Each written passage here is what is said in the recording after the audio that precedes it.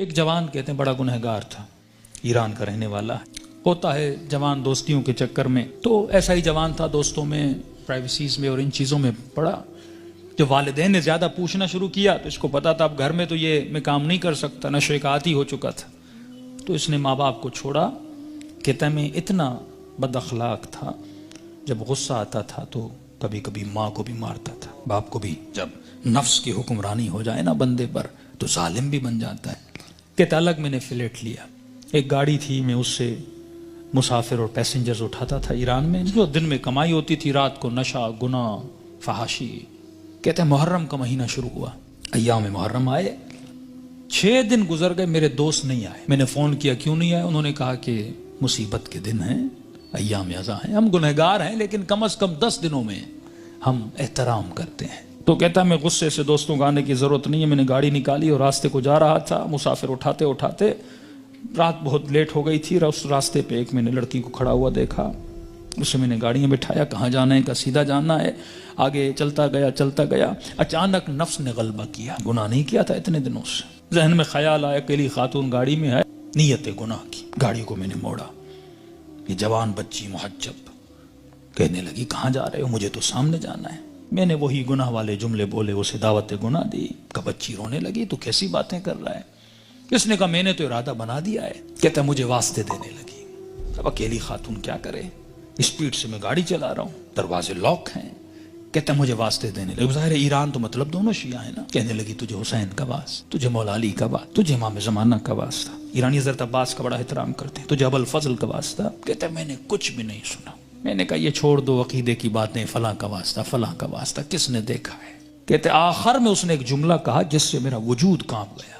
کہا تجھے نہیں پتا میں کون ہوں؟ کہا میں سمجھا بولے گی فلاں پولیس والے کی بیٹی ہوں، فلاں افسر کی بیٹی ہوں، یہ ہو وہ ہوں۔ میں نے کہا کون ہوں؟ کہا میں سید زادی ہوں، تجھے واسطہ میری دادی زہرا کا، میرا ادب نہیں کرتا، میری دادی کا ادب کر۔ کہتے پتا نہیں ایسا کیا ہوا۔ میں نے گاڑی روک لی، میں نے کہا کہاں جانا ہے؟ کہا مجلس پہ جا رہی تھی، امام برگاہ پہ اتار دو۔ کہتا میں نے جا کے اتارا، پورے راستے میں خاموش رہا، سمجھ نہیں آ رہی تھی، ایک خوف سا میرے وجود پہ طاری ہو چکا تھا۔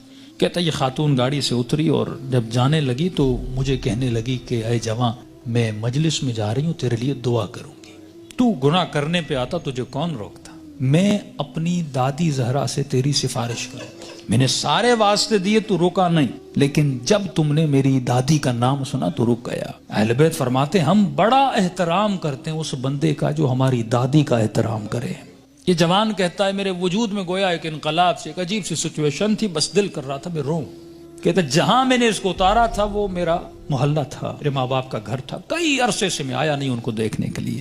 میں نے کہا اس بہانے سے جاؤں، ماں باپ سے مل کے آؤں۔ کہتا اب جیسے میں نے کچھائی کی تو اچانک ذہن میں خیال آیا، اب پاورفل ہوا، میرا روح پاورفل ہوا، نفس کمزور ہو گیا، میں نے نفس کو مارا، اس کے گلے کو گھونٹا اور میں نے اپنے روح کی آواز کو سنا تھا۔ اب اچانک میرا روح پاورفل ہوا، میں گھر کی طرف گیا، گھر کا دروازہ کھولا، اندر گیا، گھر میں کوئی نہیں تھا۔ کہتا میں نے ٹی وی کھولا، اتفاق سے ٹی وی پر ایک ایرانی ذاکر کربلا کے مسائب پڑھ رہا تھا۔ کہتا میں سن بھی رہا تھا، رو بھی رہا تھا، اور اچانک جب میں نے چینل بدلا تو جنت البقیع دکھایا جا رہا تھا، سیدہ کی ٹوٹی ہوئی قبر دکھائی جا رہی تھی، اور ذاکر بتا رہا تھا کہ نبی کی بیٹی اتنی مظلوم ہے کہ اس کی قبر کا کوئی نشان بھی نہیں ہے، ہمارے گھروں پر بھی چھتوں کا سایہ ہے لیکن نبی کی اولاد کی قبروں پر کوئی سایہ نہیں ہے۔ اس نے سارے مسائب پڑھنا شروع کی، اتنے درد بھرے مسائب، کہتا میرا دل پھٹنے لگا جب میں نے سنا اتنی بہترامی نبی کی بیٹی کی۔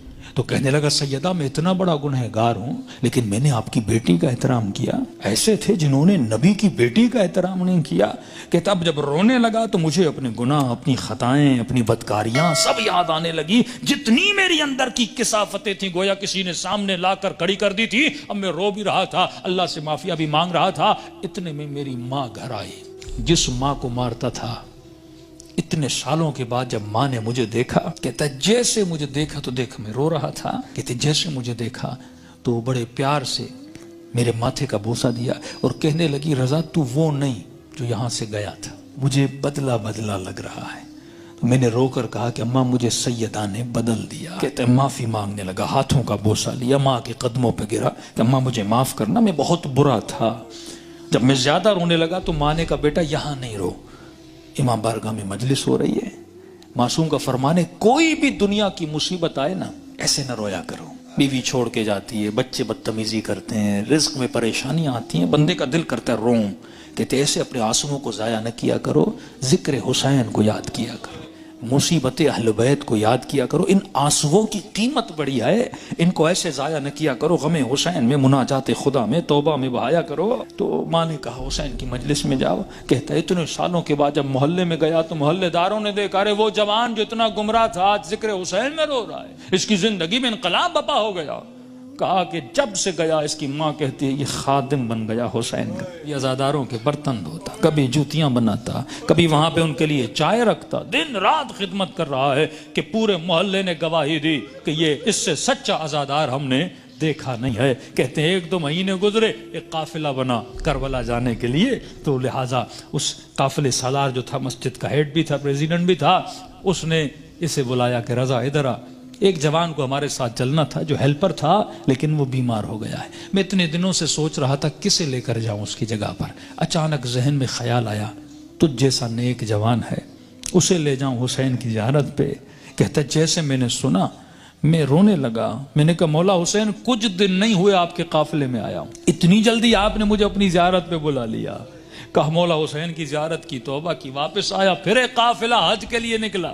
کہ رضا قافلے والے اور محلے والے بول رہے ہیں جب تک یہ جوان چلے گا تو ہم چلیں گے، کیونکہ ہم نے اس سے اچھا خادم نہیں دیکھا، اس سے اچھا محبت کرنے والا نہیں دیکھا۔ کہ تب تو پاؤں سے زمین نکل گئی کہ سیدہ اپنے بیٹے کی زیارت بھی کروائی، اب اپنے جنت البقیع بھی مجھے بلا لیا۔ کہ اتنا بڑا شرف مجھے ملا، گویا زندگی بہار بن چکی تھی۔ جب سب کچھ کر کے واپس آیا، اس کے محلے کا ایک نیک متقی پرہیزگار تاجر تھا، بزنس مین تھا، وہ اس کے باپ سے ملا، کہنے لگا کہ میں اتنے دنوں سے دیکھ رہا ہوں ایک جوان میں اتنا انقلاب آ جائے، مجھے سمجھ نہیں آ رہا، مطلب یہ ارادے کا اتنا مضبوط ہے، یہ اور بن چکا ہے، میں چاہتا ہوں کہ اپنی بیٹی کا رشتہ اس سے کرواؤں۔ اس نے کہا کہ میں اپنے بیٹے کی گارنٹی نہیں دیتا، تجھے پتا ہے 4 مہینے پہلے کیا تھا اب کیا ہے، بات کرنی اس سے جا کر خود کر۔ اس کے پاس ہے، کہنے لگا رضا اپنی بیٹی دینا چاہتا ہوں لیکن ایک وعدہ دو۔ کہ کون سا وعدہ؟ کہ وعدہ یہ دو کہ پھر حسین کو چھوڑو گے نہیں، یہ دروازہ چھوڑ کے جاؤ گے نہیں۔ کہنے قبلہ میں اپنی ہر نماز میں دعا کرتا ہوں اے خدا وہ دن میری زندگی کا آخری دن ہو جب میں حسین کے ہاتھ کو چھوڑ کے چلا جاؤں۔ کہتے کل رشتہ لے کر آ جانا۔ کہتے یہ جوان اپنے ماں باپ کے ساتھ رشتہ لے کر گیا۔ جب اس کے گھر میں داخل ہو، ایران میں رسم ہے جس بچی کا رشتہ دینے جاتے ہیں وہ چائے لے کر آتی ہے، وہ بچی چائے لے کر آئی، جیسے اس جوان نے کپ اٹھایا اس بچی کی نگاہ اس کے چہرے پر پڑی، کہتے ہیں ہاتھ سے وہ ٹریل گرا اور چیخ مار کے بے ہوش ہو گئی، کمرے میں لے گئے، بڑی دیر کے بعد ہوش میں آئی، اور جیسے ہوش میں آئی زار و قطع رونے لگی، اور اس کی زباں پر بس ایک ہی نام تھا، یا فاطمہ الزہرا، یا فاطمہ الزہرا۔ ماں پریشان، بیٹی رو کیوں رہی ہو؟ ایسا کیا دیکھا؟ یہ جوان پریشان، اس کے ماں باپ پریشان، ایسا کیا ہوا؟ کہتی اماں اللہ کی قسم ہے کل رات میں نے خواب میں سیدہ فاطمہ کو دیکھا تھا، مجھے سمجھ نہیں آ رہا تھا، کل رات بی بی اسی جوان کا فوٹو مجھے دکھا رہی تھی اور کہہ رہی تھی کہ تو میری چاہنے والی ہے، جب اس کا رشتہ آئے اسے انکار نہ کرنا، اس نے میری بیٹی کا احترام کیا تھا۔ تبھی فرمایا جب تو ایک قدم اہل بیت کی طرف جاتا ہے وہ 10 قدم آگے بڑھاتے ہیں، لیکن سوال یہ ہے کہ یہ قدم اٹھیں، زندگی میں ان کو راضی کرو جن کے راضی ہونے سے خدا راضی ہوتا ہے۔